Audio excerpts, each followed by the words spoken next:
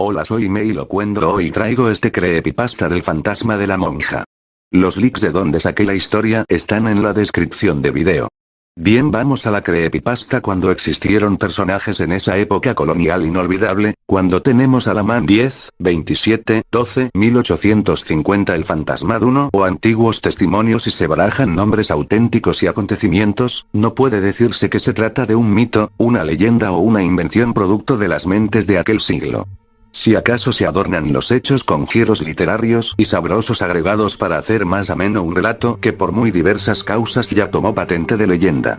Con respecto a los nombres que en este cuento aparecen, tampoco se ha cambiado nada y si varían es porque en ese entonces se usaban de una manera diferente nombres, apellidos y blasones. Durante muchos años y según consta en las actas del muy antiguo convento de la Concepción, que hoy se localizaría en la esquina de Santa María la Redonda y Belisario Domínguez, las monjas enclaustradas en tan lóbrega institución vinieron sufriendo la presencia de una blanca y espantable figura que, en su hábito de monja de esa orden, veían colgada de uno de los arbolitos de durazno que en ese entonces existían.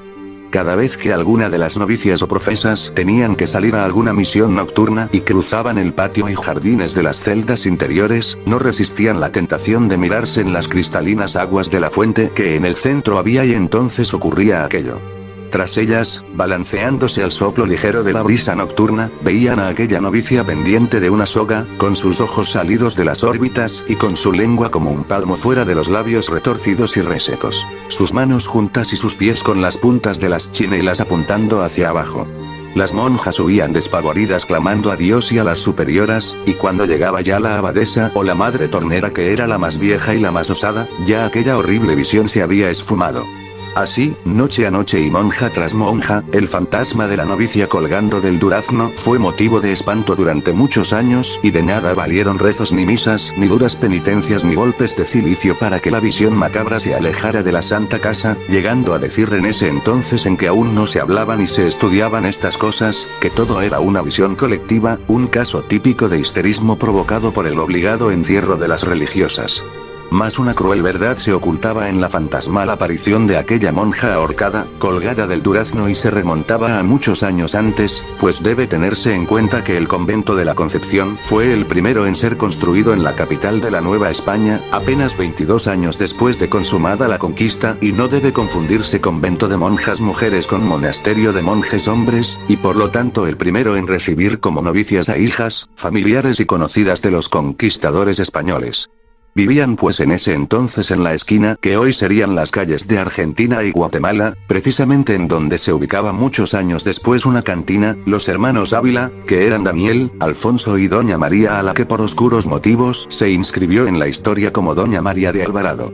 Pues bien, esta Doña María, que era bonita y de gran prestancia, se enamoró de un tal Arrutia, mestizo de humilde cuna y de incierto origen, quien viendo el profundo enamoramiento que había provocado en Doña María, trató de convertirla en su esposa para así ganar mujer, fortuna y linaje. A tales amoríos se opusieron los hermanos Ávila, sobre todo el llamado Alonso de Ávila, quien llamando una tarde al irrespetuoso y altanero mestizo, le prohibió que anduviese en amoríos con su hermana.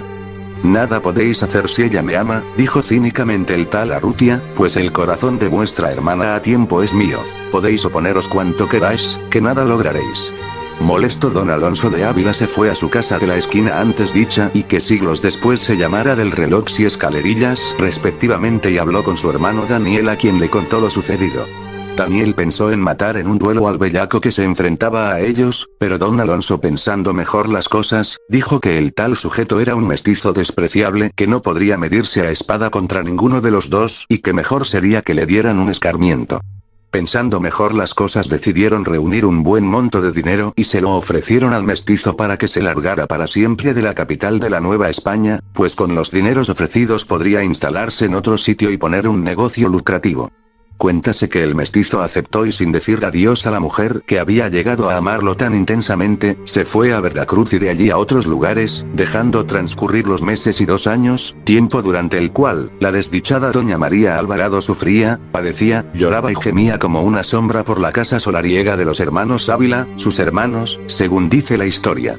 Finalmente, viendo tanto sufrir y llorar a la querida hermana, Daniel y Alonso decidieron convencer a Doña María para que entrara de novicia a un convento. Escogieron al de la Concepción y tras de reunir otra fuerte suma como dote, la fueron a enclaustrar diciéndole que el mestizo motivo de su amor y de sus cuitas jamás regresaría a su lado, pues sabían de buena fuente que había muerto. Sin mucha voluntad doña María entró como novicia al citado convento, en donde comenzó a llevar la triste vida claustral, aunque sin dejar de llorar su pena de amor, recordando al mestizo Arrutia entre rezos, ángelus y maitines.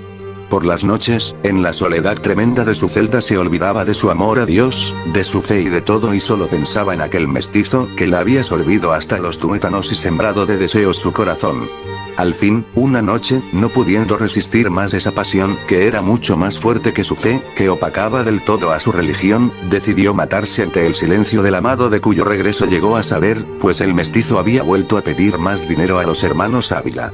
Cogió un cordón y lo trenzó con otro para hacerlo más fuerte, a pesar de que su cuerpo a causa de la pasión y los ayunos se había hecho frágil y pálido. Se hincó ante el crucificado a quien pidió perdón por no poder llegar a desposarse al profesar y se fue a la huerta del convento y a la fuente. Ató la cuerda a una de las ramas del durazno y volvió a rezar, pidiendo perdón a Dios por lo que iba a hacer y al amado mestizo por abandonarlo en este mundo. Se lanzó hacia abajo, sus pies golpearon el brocal de la fuente.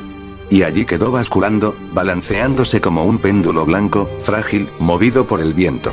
Al día siguiente la madre portera que fue a revisar los gruesos picaportes y herrajes de la puerta del convento, la vio colgando, muerta. El cuerpo ya tieso de María de Alvarado fue bajado y sepultado esa misma tarde en el cementerio interior del convento y allí pareció terminar aquel drama amoroso. Sin embargo, un mes después, una de las novicias vio la horrible aparición reflejada en las aguas de la fuente. A esta aparición siguieron otras, hasta que las superiores prohibieron la salida de las monjas a la huerta, después de puesto el sol. Tal parecía que un terrible sino, el más trágico, perseguía a esta familia, vástagos los tres de doña Leonor Alvarado y de don Daniel González Benavides, pues ahorcada doña María de Alvarado en la forma que antes queda dicha, sus dos hermanos Daniel y Alonso de Ávila se vieron envueltos en aquella conspiración o asonada encabezada por don Martín Cortés, hijo del conquistador Hernán Cortés, y descubierta esta conjura fueron encarcelados los hermanos Ávila, juzgados sumariamente y sentenciados a muerte.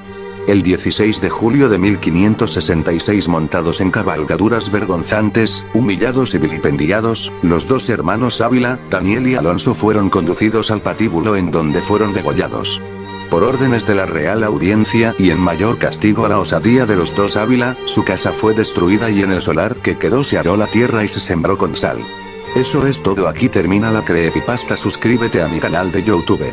Actívate por favor la campanita de notificaciones para que no te pierdas ningún vídeo. Comenten al respecto. Muchas gracias, soy Meilocuendo, me despido.